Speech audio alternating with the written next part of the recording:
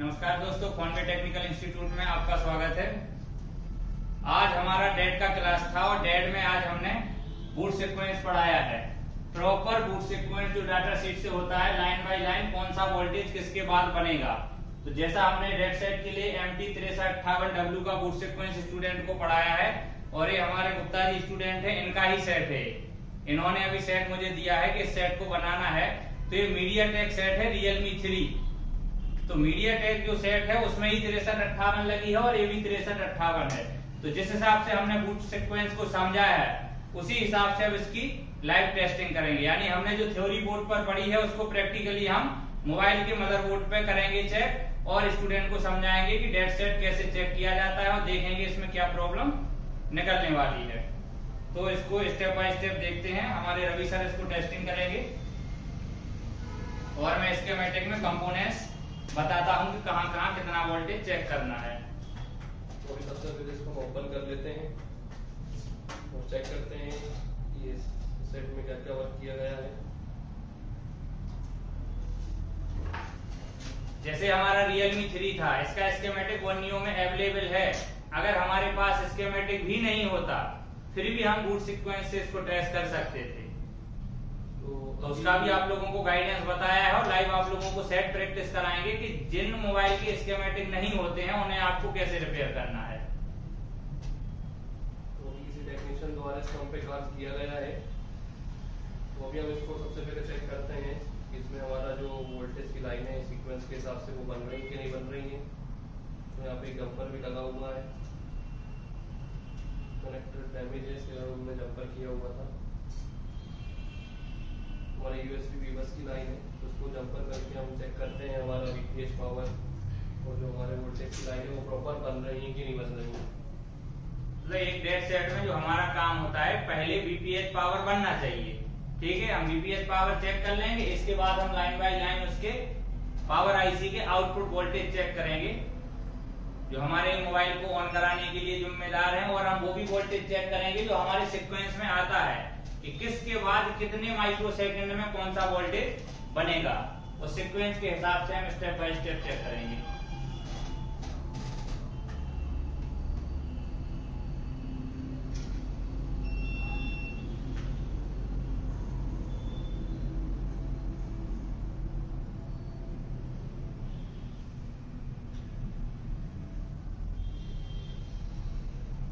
तो इसमें मैं चार्जर सेट करता हूँ और चेक करता हूँ हमारा जो VPH पावर होके वो बन रहा है कि नहीं बन रहा है। देखिए मल्टीमीटर हमने स्क्रीन पे कनेक्ट कर लिया है तो आप लोग देख ताकि आप सकते लोगों हैं को भी इधर देखें। हमारी पावर IC के आसपास हमारे जो VPH पावर की कनेक्टिविटी में कुछ कैपेसिटर लगे हुए रहते हैं, हम उन्हीं पे चेक कर सकते हैं चार्जिंग IC के आसपास ना जाते हुए भी। तो हम इन्हीं कैपेसिटरों में चेक करते हैं, इनमें से कोई हमारा VPH पावर के कैपेसिटर भी होंगे। तो यहाँ पर हम देख पा रहे हैं हमें कितना वोल्ट मिल रहा है, 4.1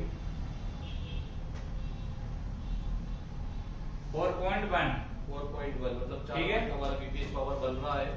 अब इसके बाद हमारा जो अगला रिक्वायरमेंट है हमारी बूट सीक्वेंस के अकॉर्डिंग हम उसको 1 बाय 1 जो हमारे वोल्टेज बने हुए हैं तो इस हिसाब से हम चेक करेंगे। सबसे पहले हमारा वोल्टेज होता है VRGF 1.9। पहले हमारा वोल्टेज रेफरेंस 1.19 बनेगा। तो VREF जो हमारा नाम है इस नाम से हम स्कीमेटिक में डालेंगे।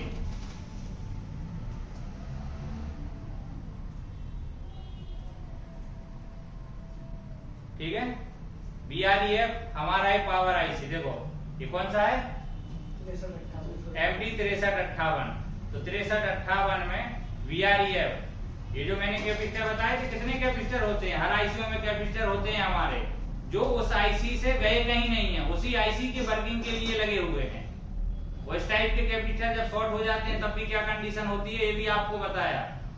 तो अभी हम पहले इसको चेक करेंगे कि इस पे वोल्टेज हमारा बन रहा है कि नहीं। तो इस लाइन में कौन सा कैपेसिटर लगा, C2109। तो C2109 को हम कॉपी करेंगे और PCB लेआउट में ले जाएंगे।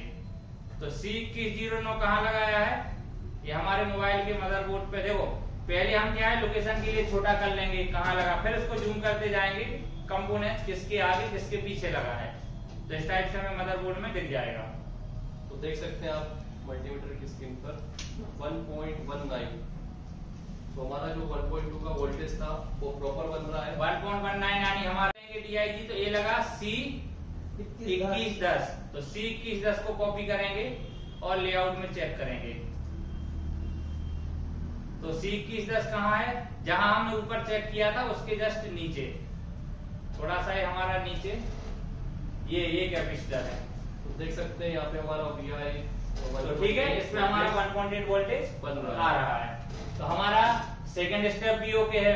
अब थर्ड स्टेप में जो हमारा वोल्टेज होता है VRTC, तो VRTC का 2.8 वोल्टेज चेक करेंगे।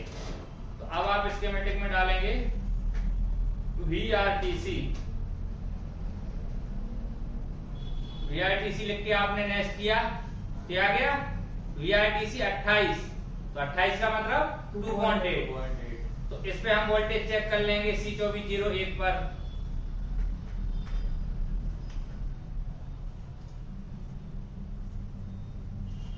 C2401 ये लगा है हमारा जस्ट ऊपर, ये देख सकते हैं देखो इस पे 2.8 वोल्टेज हमारा आ रहा है। तो हमारे बूट सीक्वेंस के 3 स्टेप कंप्लीट हो चुके हैं, ठीक है, 3 स्टेप कंप्लीट हो गए। चौथा है हमारा VXO, तो VXO देख लेते हैं, VXO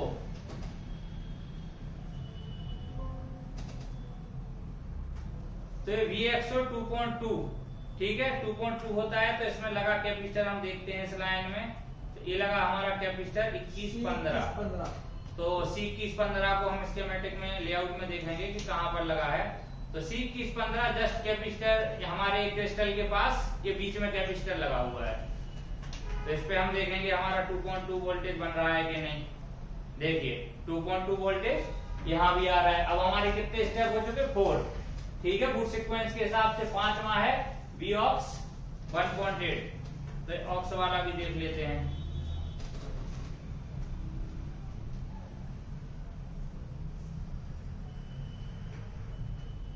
तो Vx 18 PMU मतलब 1.8, तो इसमें भी हम देखते हैं हमें कैपेसिटर, ये रहा हमारा कैपेसिटर C2114, तो अब हम इसको भी देखेंगे। 2114 हमारा जस्ट क्रिस्टल के नीचे ही लगा है, 1.8 सर, ठीक है, 1.79 यानी 1.8, ठीक है, ये भी हमारा है।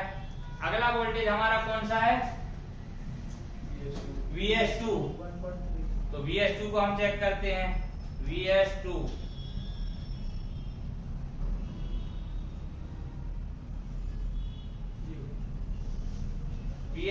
PMU, ठीक है। तो इस VS2 PMU कहीं भी चेक कर लेंगे, चाहे इसके कैपेसिटर पे देखो, जिस लाइन में लगे अदर कहीं भी आप चेक करेंगे, लाइन एक ही है, आपको वोल्टेज मिल जाएगा। तो पावर आईसी के जस्ट ऊपर लेफ्ट कॉर्नर के ऊपर लगा हुआ है 1.3 सर, कितना आ रहा है? 1.3, तो हमारा कितना है इसमें? 1.3, ठीक है, हमें 1.3 मिल रहा है। अगला कौन सा है हमारा? V4, अगला है हमारा V4, तो V4 देखते हैं। तो ये हमारा V4 सेक्शन है CPU का, ठीक है। अब इसमें जो हमारी लाइन आई है DVDD कोर, ठीक है। अब V4 और आगे आप V4 SRAM, ये हमारा V4, ठीक। हम डायरेक्ट पावर आईसी पे आ गए जहां से हमारा कोर वोल्टेज आउट हो रहा है, ठीक है। सीपीयू के लिए जहां से जाएगा हम डायरेक्ट वहीं आ गए। तो अब इसमें हम जैसे एक क्वाइल लगी हुई है, क्वाइल कितनी है? L2003, हम डायरेक्ट इस क्वाइल पर भी चेक कर सकते हैं, ठीक है। तो अभी क्वाइल पे जाएंगे हम, तो क्वाइल हमारी ये लगी है पावर आईसी के बगल में लगी हुई है, देख सकते हैं 0.8 आ रहा है आपका, ठीक है।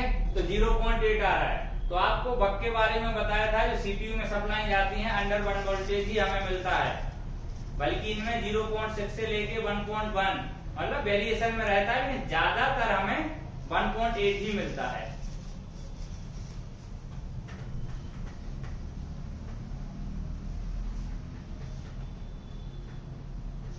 ठीक है, ये हमारा मिल गया।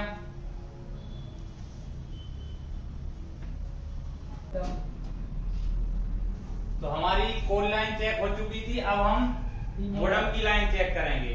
ठीक है, तो मोडेम देखते हैं। ये हमारा मीडियाटेक का मोबाइल है। मोडेम पर वोल्टेज मिलेगा। अगर क्वालिकॉम का होता है तो क्या होगा, बताया था आप लोगों को। ठीक है, तो ये आपको पता रहना चाहिए किस सीपीयू बेस कब किसमें वोल्टेज बनना चाहिए, कब नहीं बनना चाहिए। ठीक है, अब हम मोडेम देखते हैं।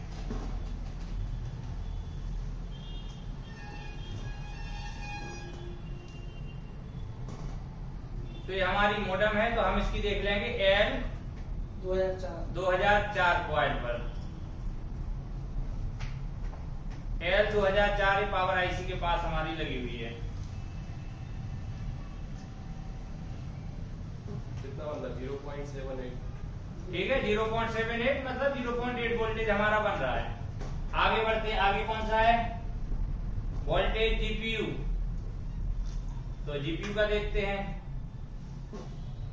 VGPU।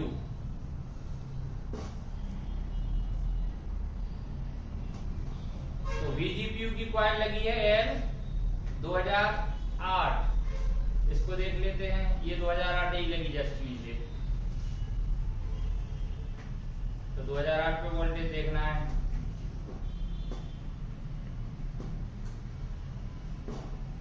आ गया 0.8। तो हमारा जीपीयू की लाइन पे, जीपीयू ग्राफिक्स प्रोसेसर यूनिट। ठीक है, तो ग्राफिक्स के लिए है हमारा। अब VSRAM जीपीयू ये 0.9 वोल्टेज बनना चाहिए, तो VSRAM सर्च करते हैं। VSRAM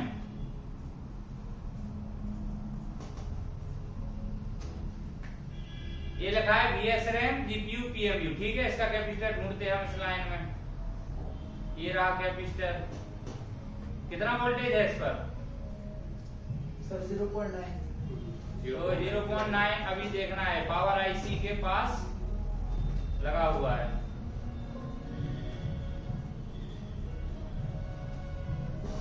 आ गया 0.9। 0.9 हमारा इस पे भी आ गया। और अगला VS1 नेक्स्ट लाइन। अब हमारी आती है VS1।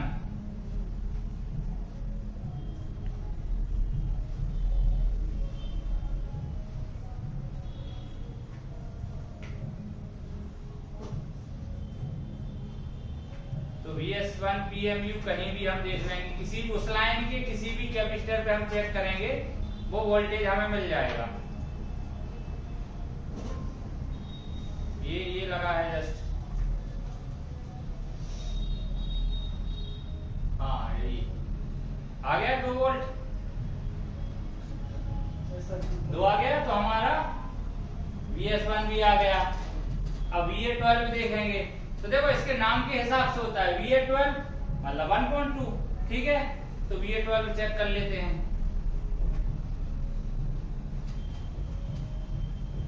VA12 अब ये हमारा VA12 PMU है। उस लाइन के हम कहीं के भी किसी भी कैपेसिटर पे देखेंगे, हमें वो वोल्टेज मिलना चाहिए। तो ये हमारे सीपीयू के पास नीचे लगा हुआ है, इसको देख लेते हैं। 1.2। ठीक है, तो 1.2 था हमारा, ये भी प्रॉपर बन रहा है। अगला कौन सा है हमारा, ये Vproc 11 के नाम से है, इसको देख लेते हैं। Vproc 11।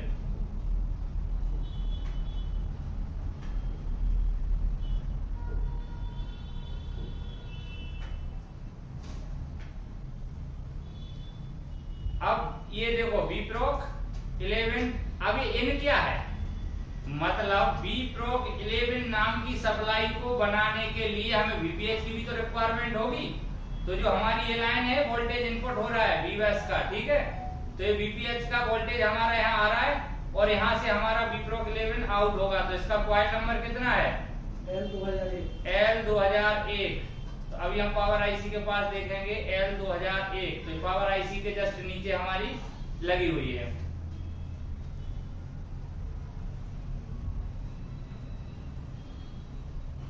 EMM VEMC के नाम से सर्च करेंगे, VEMC। अब ये VEMC है, इसका हमें वोल्टेज देखना है। देखो ये VEMC PMU मतलब पावर मैनेजमेंट यूनिट से निकलने वाली लाइन है। हमारी सारी लाइनें कहां से आएंगी, वोल्टेज कहां से आएगा, पावर आईसी से ही तो आउट होगा। तो अभी इसमें देखते हैं कोई कैपेसिटर लगा हुआ है इस रास्ते को, इसमें अभी यहाँ पे इन्होंने कोई कैपेसिटर नहीं लगाया। थोड़े और आगे बढ़ते हैं, ये हमारी लाइन आई हुई है, ये लगा कैपेसिटर C4410।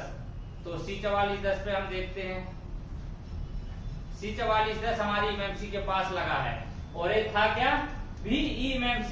तो हमारा एमएमसी का कौन सा वोल्टेज है, VCC वोल्टेज। जो 2.9 वोल्टेज हमारा है, ये हमारा देखिए 2.9 हमारा बन रहा है मल्टीमीटर में। तो हमारी एमएमसी के लिए था, ये भी हमारा बन रहा है। अगला है VIO 28 यानी 2.8, ठीक है। VIO 28 यानी 2.8 वोल्टेज। इसकी लाइन में यही लगा एक कैपेसिटर, हम इस पे ही देख लेते हैं। ये कैपेसिटर हमारा कहाँ लगा, मोबाइल के जस्ट ऊपर, यहाँ कोने पर।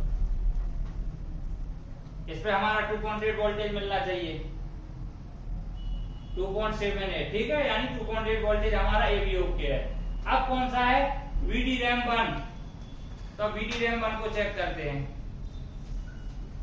VDRAM1।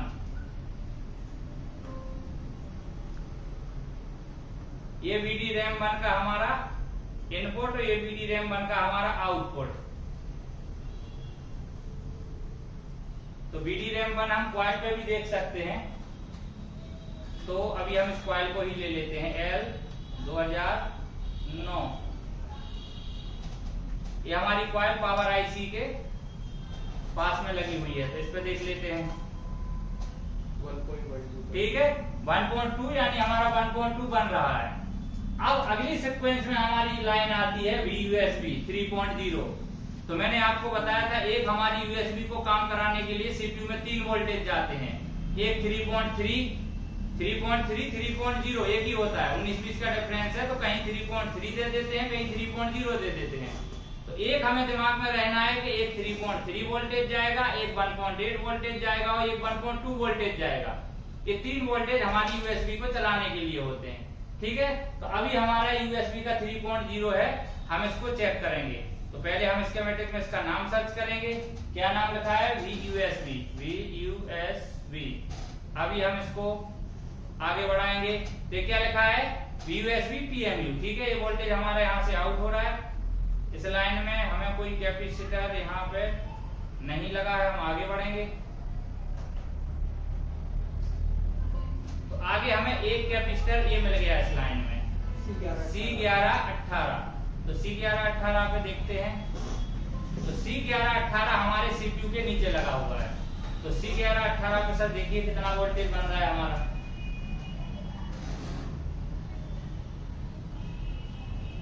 अभी हम आपको कुछ ऐसे भी सॉल्यूशन बताएंगे कि इतनी चीजें भी नहीं देखनी पड़ेंगी। देखिए बन रहा है हमारा वोल्टेज। तो ये हम सिर्फ आपको इसलिए दिखा रहे हैं ताकि बूट सीक्वेंस होता क्या है, हमारा mobile step by step on होता कैसे है। कई बार जब आप फंस जाएंगे, जो डायरेक्ट सॉल्यूशन से भी काम नहीं होगा, तब फिर हमें छिड़े सेट जो आते हैं, तो फिर हमें step by step line by line check करना पड़ेगा इन्हें। इसलिए हमें डेड सेक्शन कम से कम 2, 3, 4 स्टेप में सीखना है। पहले हम डायरेक्ट काम करेंगे ताकि हमारा टाइम कम लगे, जो डायरेक्ट सॉल्यूशन होते हैं यूनिवर्सल। इसके बाद जब नहीं होता है तो फिर बूट सीक्वेंस स्कीमेटिक के हिसाब से डीपली चलेंगे, ठीक है।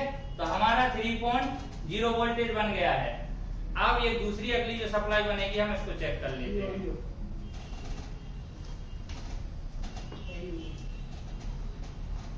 ये हमारी आईडियो के लिए है, लेकिन हमारी सीक्वेंस में है, तो हम इसको भी चेक कर लेंगे।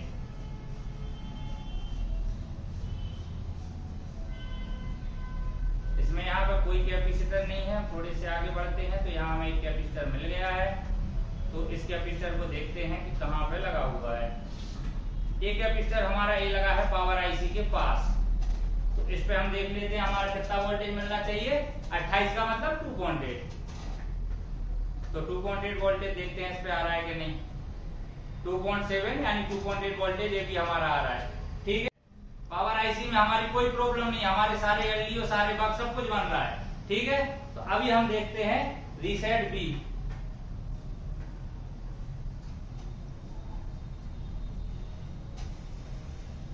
रीसेट बी को सर्च करते हैं, कहां है हमारी लाइन।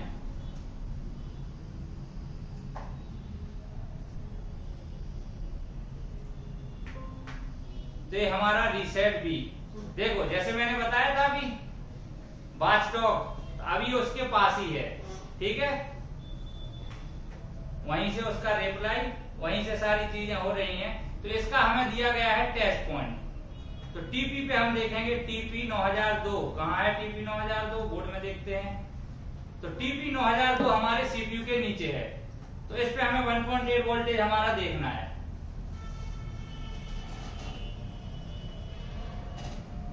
देखिए इस पे 1.8 वोल्टेज हमारा आ रहा है। ठीक है, अब ये जो हमने वोल्टेज मेजरमेंट किए हैं, तो इसकी दम पे हम इसको फाइनली बोल सकते हैं कि हमारी पावर आईसी ओके है। पावर आईसी में हमारी प्रॉब्लम नहीं है, हमारे सारे बग सारे एलडीओ बन रहे हैं। अब आगे जाके कंडीशन क्या है कि सेट हमारा ऑन नहीं हो रहा है। तो जो हमारी ये रिक्वायरमेंट है, जो सीपीयू की रिक्वायरमेंट है, वो सीपीयू तक पहुंच रही कि नहीं, सीपीयू ड्राई सोल्ड तो नहीं पड़ा। तो अगला स्टेप हमारा होता है कि हम उसकी पोर्ट बना के देखें, और पोर्ट अगर आ जाती है तो फिर हमारा स्टेप होता है कि हम उसको फ्लैशिंग देखें, क्या एरर आ रहा है, क्या आगे की कंडीशन है। ठीक है, तो आगे हम इसको देखते हैं।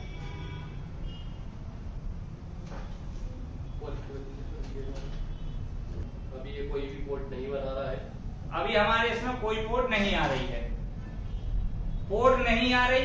अब हम इसकी डीसी मशीन पे बूटिंग देखेंगे। पोर्ट नहीं आ रही, डीसी मशीन पे बूटिंग देखेंगे। पावर आईसी हमारी ओके है, यूएसबी के लिए भी जो वोल्टेज है वो भी बना रही है पावर आईसी। तो अब हम रीडिंग देखेंगे और रीडिंग के हिसाब से मेजर करेंगे कि हमें काम कहाँ करना है, प्रॉब्लम किस में है। आपका ऐसा नहीं है कि सारा का सारा काम अगर आपके पास स्कीमेटिक है तो आप स्कीमेटिक के हिसाब से ही कर लेंगे। स्कीमेटिक भी होना चाहिए और जो एक्सपीरियंस होता है वो भी होना चाहिए। तो अभी हम डीसी मशीन में देखेंगे कि हमारी कितनी रीडिंग आ रही है, कितना मिली एम्पियर कंज्यूम हो रहा है, कितना खर्च हो रहा है।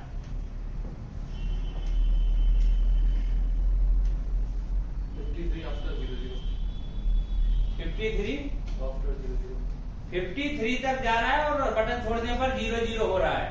तो इस कंडीशन में जो आप लोगों को डीसी मशीन का सीक्वेंस बताया गया है कि कितनी पल्स पर क्या प्रॉब्लम होती है, तो इससे क्या लगता है आपको, हमें कहाँ काम करना चाहिए इस पल्स पर?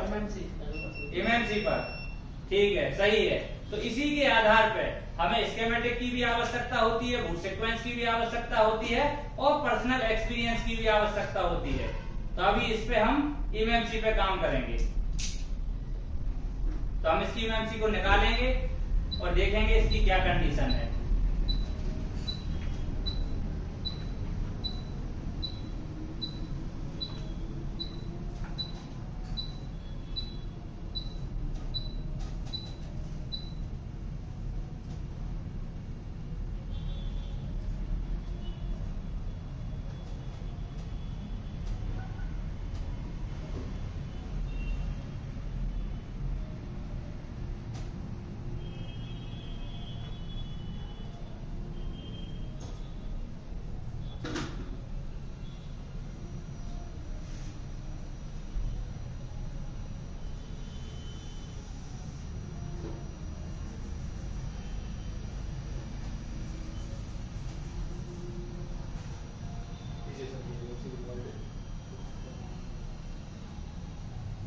एमएमसी निकालने के बाद हमारा स्टेप क्या होता है, हम उसको बॉक्स में चेक करें।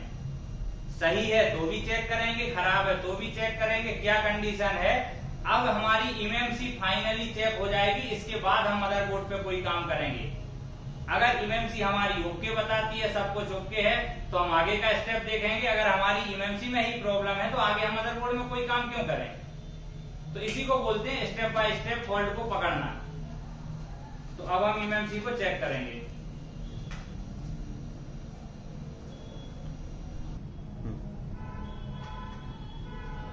तो ये हमारा ईजीजी टेक है, हम ईजीजी टेक का सेटअप खोल लेंगे और आईसी को आइडेंटिफाई करेंगे।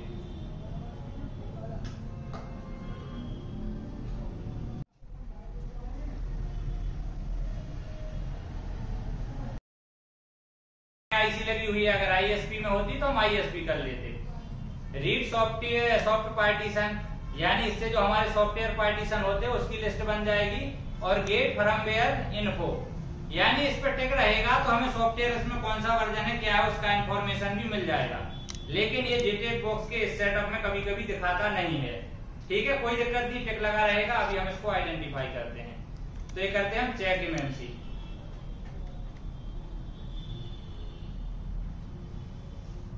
तो ये हमारी आईसी कनेक्ट हो चुकी है।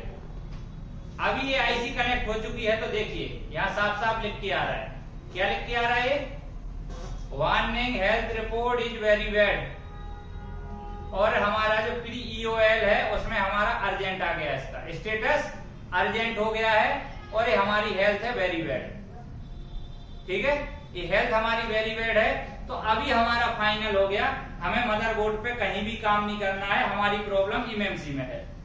तो अब हम MMC की प्रोग्रामिंग करेंगे, वो प्रोग्रामिंग करके फिक्स करके लगा देंगे और हमारा मोबाइल ऑन हो जाएगा।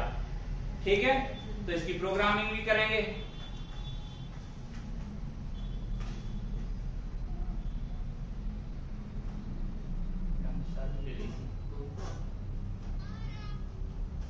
रुकना जरा।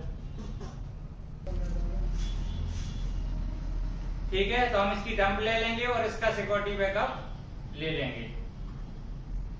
तो ये हमारा MTK सेट है, इसके हम पार्टीशन टेबल को फाइंड करते हैं।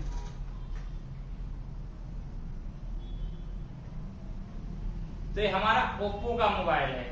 तो ओप्पो के मोबाइल में हमें मीडियाटेक है, कोई भी मीडियाटेक होता है, NV डाटा NV रैम हमारा मोस्ट इंपोर्टेंट होता है। अब ये हमारा Realme का मोबाइल है तो इसमें हमें ओप्पो कस्टम की भी जरूरी पड़ेगी, प्रोटेक्ट 1 और 2 की भी आवश्यकता पड़ेगी।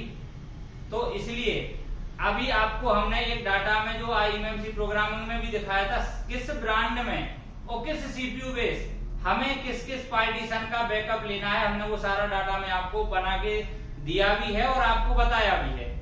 तो उसके हिसाब से हम ले सकते हैं। और दूसरा हमारा यूनिवर्सल मेथड होता है कि अगर आपको किसी में समझ में नहीं आ रहा है तो आप जो बड़े बड़े जीबी में पार्टीशन होते हैं, जैसे सिस्टम यूजर डाटा वेंडर, ये जो बड़ी बड़ी फाइलें होती हैं, इनको छोड़ के बाकी छोटे छोटे आप सारे पार्टीशन भी ले लेंगे तो भी आपकी उसमें सिक्योरिटी आ जाएगी, आपको रिस्क लेने की कोई जरूरी नहीं है। तो अगर आप उस टाइप से चाहें तो उस टाइप से भी ले सकते हैं। अभी देखो यहाँ पे हमारा टिप लगा हुआ है, अगर हम चाहें तो इसमें से बड़ी बड़ी फाइल छोड़ना चाहें, जैसे सिस्टम हुआ, वेंडर हुआ, एक कैच फाइल हुई, यूजर डाटा हुआ, यही होती है हमारी बड़ी बड़ी फाइल। ये जो हमारी बड़ी बड़ी फाइल हैं हमने इनको, अब जैसे ODM है इसको भी छोड़ दो, हमें कोई जरूरी नहीं है, हमें तो एक एक पार्टीशन का पता है कौन सा लेना है। लेकिन आप अगर कभी वो डाटा के हिसाब से नहीं देख पाए, आपको टाइम नहीं है, आप जल्दबाजी में काम कर रहे तो आपका कोई भी पार्टीशन मिस ना हो जाए, इसलिए आप ये बिग साइज के पार्टीशन छोड़ के छोटे छोटे सारे पार्टीशन रीड कर लेंगे। तो हम इसको करते हैं रीड करेंगे, एक नाम का फोल्डर बना के कोई भी, उसको हम सेलेक्ट करा देंगे और कंटिन्यू कर देंगे। और जब भी हमारी MMC की अगर बैड हेल्थ हो तो अक्सर हमें क्लॉक स्पीड स्लो करके ही डंप लेनी चाहिए, क्योंकि कई बार रीडिंग में एरर दे देता है। और जब हेल्थ खराब है और रीडिंग में एरर दे रहा है तो हम उसको क्या करेंगे, क्लॉक स्पीड को स्लो करके डंप रीड करेंगे तो हमारा सिक्योरिटी रीड हो जाएगा।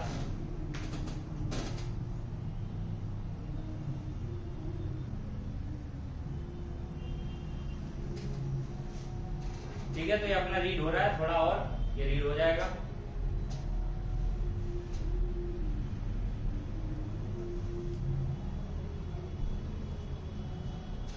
MMC का SK Hynix MMC, Samsung MMC, इनका मैंने बैड हेल्थ रिपेयर करने का प्रोसेस बताया भी था, लिखाया भी था।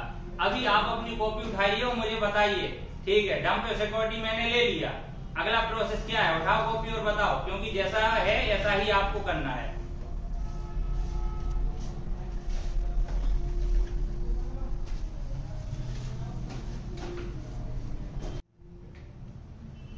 ठीक है, हमारी रीड हो चुकी। अगला प्रोसेस क्या लिखा है हमारा, सर इरेज MMC। ये जो आपने लिखा है और जो आपने किया है उसी के हिसाब से आपको बताएंगे तो दोबारा आपका रिपीट भी हो जाएगा और प्रोसेस आपको याद भी हो जाएगी। ठीक है, तो अभी हम MMC को इरेज करेंगे। तो JTAG में इरेज करने के लिए हम MMC जनरल में जाएंगे, और ये लिखा है राइट ऑल पार्टीशन, इस पे हम टिक लगा लेंगे। राइट ऑल एमएमसी पर इस पर टिक लगाने से क्या होगा, नीचे इरेज ऑल का ऑप्शन हमें दिख जाता है। ठीक है, अब हम इसको करेंगे इरेज। तो जेटेक थोड़ा सा टाइम लगता है जेटेक में इरेजिंग का, और बाकी बिल्कुल क्लीन इरेज होता है इससे। तो जिस टाइप से हमारा इसमें डंप रीड होता है, पहले रोम 2 फिर रोम 3 फिर रोम 1 जो हमें लेना चाहिए जब हम इरेज करते हैं, तो कंपनी का भी वही रूल है, उसी हिसाब से वो इरेज करता है। पहले बूट 1 फिर बूट 2 और फिर यूजर एरिया। तो इसी टाइप से हम जेटेक की डंप को यूएफआई से भी डाल सकते हो, यूएफआई की डंप को जेटेक से भी डाल सकते हैं। हमें क्या पता होना चाहिए कि जो यूएफआई में बूट 1 होता है इसमें वो रोम 2 होता है, और जो बूट 2 होता है इसमें वो रोम 3 होता है, और जो वहां यूजर एरिया होता है वो हमारा इसमें रोम 1 होता है।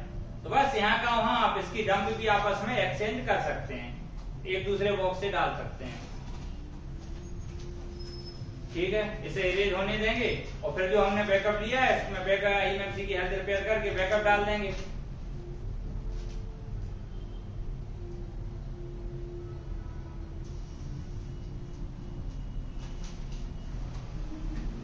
ठीक है, तो आईसी हमारी इरेज हो चुकी है। अब अगला हमारा प्रोसेस है, हम इसके जीपी पार्टीशन क्रिएट करेंगे। क्यों? क्योंकि ये हमारी एसके हाइनेस की आईसी है। सैमसंग की होती तो हमारा स्टेप बदल जाता। ठीक है, तो अभी हम इसमें एक बार और इसको आइडेंटिफाई करेंगे। तो अब रीड सॉफ्टवेयर पार्टीशन और गेट फर्मवेयर इन्फो को टेक हटा देंगे। क्यों हटा देंगे? क्योंकि हमने आईसी को इरेज कर दिया, अब उसके अंदर कोई डाटा बचे ही नहीं, तो उतना हम प्रोसेस एक्स्ट्रा क्यों करें। अब इसको हम दोबारा चेक करेंगे आईसी को। ठीक है, ये हमारी आइडेंटिफाई हो चुकी। अब हम जाएंगे ईएमएमसी हार्डवेयर पार्टीशन। ठीक है, अब इसमें जाएंगे हम GP1, GP2, 3, 4 और एक यूजर एरिया होता है। इन सभी बॉक्सों पे टिक लगा के हम क्या कर देंगे, फाइनल राइट कर देंगे हम। तो हमने फाइनल राइट पे क्लिक किया और ये वार्निंग दे रहा है यस, और ये हमारी हेल्थ रिपेयर हो चुकी है। अब हम आईसी को दोबारा आइडेंटिफाई करेंगे। तो देखिए अभी यहाँ जो नीचे हमारी वार्निंग आ रही थी कि वेरीफाइड हेल्थ, वो हट गया। अब इसको देखने के लिए अभी हमें एक बार और देखना है, तो ये लिखा है एडवांस। इस एडवांस में हम जाएंगे और क्या लिखा है, स्मार्ट रिपोर्ट। इसका क्या मतलब होता है, self monitoring analysing report test, इसका फुल फॉर्म होता है स्मार्ट रिपोर्ट का। ठीक है, तो इस स्मार्ट रिपोर्ट पे हम क्लिक करेंगे। देखिए होगी हमारी हेल्थ सही। हमारी जो अर्जेंट थी 0 to 10 होगी, अब प्री ओईएल इंफॉर्मेशन में नॉर्मल आ गया। हमारी हेल्थ रिपेयर हो चुकी। अब हमने जो इसका डंप लिया था हम उसको डाल देंगे और मोबाइल में लगा देंगे। ठीक है, तो अब ये राइट आर्ट पर टिक लगा है, लगा रहने दीजिए। अब डंप राइट करने के लिए हम इसमें से कोई भी एक पार्टीशन रोम 1 रोम 2 कुछ भी सिलेक्ट करा देंगे। ओनली 1 पार्टीशन सिलेक्ट कराएंगे, बाकी ऑटोमेटिक हो जाएगी। तो हम 3 डॉट पे गए और हमारा डेस्कटॉप पे फोल्डर गुप्ता जी का मोबाइल है, तो हमने गुप्ता जी के नाम से बना दिया था, तो ये बना है। अब इसमें हमें क्या लेना है, रोम 1 पे क्लिक किया था, ये हमारा रोम 1 पे डबल क्लिक किया, सारी फाइलें ऑटोमेटिक ले ली, अलग से हमें कोई भी नहीं देने पड़ेगी। क्यों? क्योंकि यहाँ राइट आल पे टिक है। अगर हम इस पे टिक नहीं करते तो इरेज आल का भी ऑप्शन हमें नहीं मिलता और डंप का पार्टीशन भी हमें एक एक करके डालना पड़ता। काम सभी करते हैं, बट तरीके होते हैं किस वे में हम अच्छा काम कर सकते हैं और टाइम बचा के स्पीड में काम कर सकते हैं। ठीक है, अब इसको हम कर देंगे राइट आल रोम। अब इसको राइट करते ही हमारा एक्सक्लूड यूजर डाटा डंप था, तो एक ही बार में हमारी सिक्योरिटी सब कुछ ओके हो जाएगा, अदर से हमें कुछ नहीं प्रोसेस करनी है। तो इसको राइट होने का वेट करेंगे और इसके बाद मोबाइल में लगा के इसको चेक करेंगे। कभी कभी क्या होता है कि जैसे कस्टमर सेट लेके आया, कस्टमर का मोबाइल हैंग ऑन लोगो पे अटका,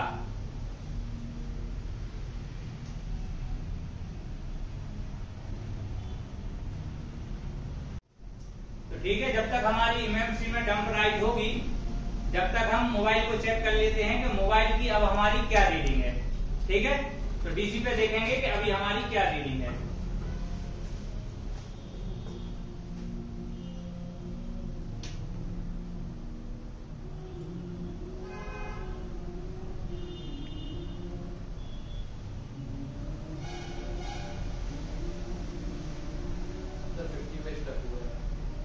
50 पे स्टेप हुआ है। तो एमएमसी लगे में भी कितनी कंडीशन थी? 53 और उसके बाद 0। 50, 53 और 0। तो अब ये स्टेप हो गया है। अब ये स्टेप भी क्यों हुआ है? क्योंकि इसमें 6358W लगी हुई है। बल्कि मीडियाटेक के मोबाइल आपको स्टेप नहीं देखने को मिलेंगे। क्वालिकॉम हमारा स्टेप होता है क्योंकि उसमें हमारी डायरेक्ट पोर्ट बन जाती है। ठीक है, तो ये बूटिंग हमारी सही है। अभी बस हम इसकी डंप राइट करेंगे और मोबाइल को चेक करेंगे। अब इसमें कई बार हमारी ये भी कंडीशन बनती है कि जैसे आपके पास कस्टमर सेट लेके आया, अब वो हैंग ऑन लोगो पे अटका था, उसने मार्केट में कहीं और सॉफ्टवेयर कराया है। तो मार्केट में कहीं और सॉफ्टवेयर कराया है तो किसी ने फ्लैश फाइल डाली, आधी डाली, डली नहीं, या किस कंडीशन में था। अगर कस्टमर डायरेक्ट लेके आया तो 100% इसकी फ्लैश फाइल ओके निकलनी है। लेकिन अगर मार्केट में किसी ने फाइल डाली, आधी डली, क्या किया नहीं किया, तो हम इसको डालेंगे। इसको डालने के बाद ऑन होना चाहिए। अगर ऑन नहीं होता है तो हमारा काम है फिर हम उसको यूएसबी से फ्लैश करेंगे। जैसे हमारे स्पेक्ट्रम और मीडियाटेक, क्वालिकॉम ज्यादातर आपका डायरेक्ट फ्लैशिंग से ऑन हो जाते हैं, लेकिन मीडियाटेक और स्पेक्ट्रम ये दो हमारे ऐसे सीपीयू हैं कि इनको जब तक हम यूएसबी से फ्लैश नहीं कराते हैं तो कुछ सेट हमारे ऑन हो जाते हैं और कुछ नहीं होते।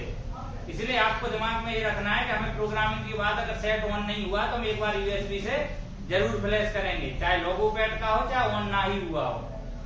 तो ये स्टेप आपको हमेशा फॉलो करके चलना है और आगे काम करना है।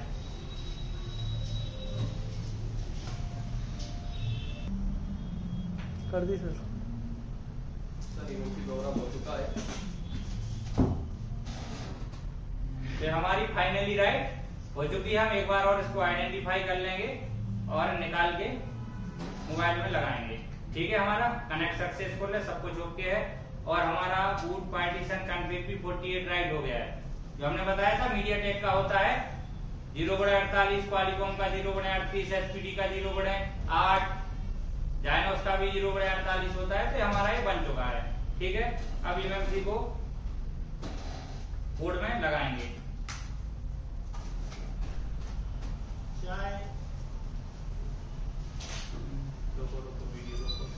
वीडियो रोको।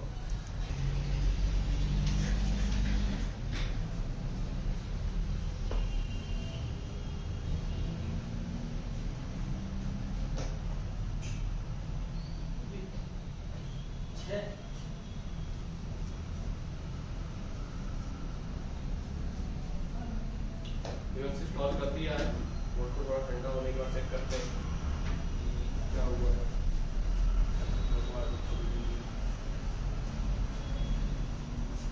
तो हम चेक करेंगे कि हमारा सेट रिकवर हुआ है या नहीं हुआ है। सबसे पहले एक बार उसको लगाते हैं। अभी बैटरी का भी वोल्टेज चेक कर लेते हैं क्योंकि डेड सेट है, हो सकता है बैटरी का वोल्टेज दिख जा रहा है। किसी भी डेड मोबाइल में सबसे पहले आप बैटरी का वोल्टेज, हमारा वोल्टेज 3.6 है तो हमारा बैटरी भी उड़ जाएगा इजीली चार्जिंग से, क्योंकि लोड अगर हमारा बैटरी एकदम लो होता है तो वो हमारा चार्जर से भी नहीं उठता। तो हम एक बार इसको बैटरी को भी चेक कर लेना है।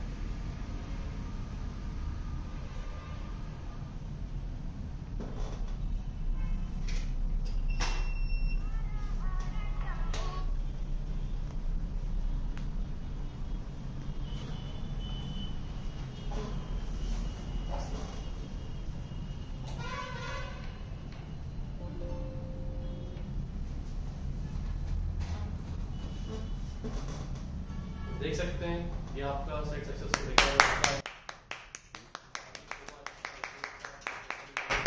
सक्सेसफुल ऑन हो चुका है। 24%। ठीक है, 24% चार्जिंग, यानी चार्जिंग के परसेंटेज दिखाने लगा तो यानी फाइनली इसे ऑन होना है। बल्कि किसी भी सेट में प्रोग्रामिंग या सॉफ्टवेयर आप करेंगे तो थोड़ी देर अटका भी रहता है। और इस काम को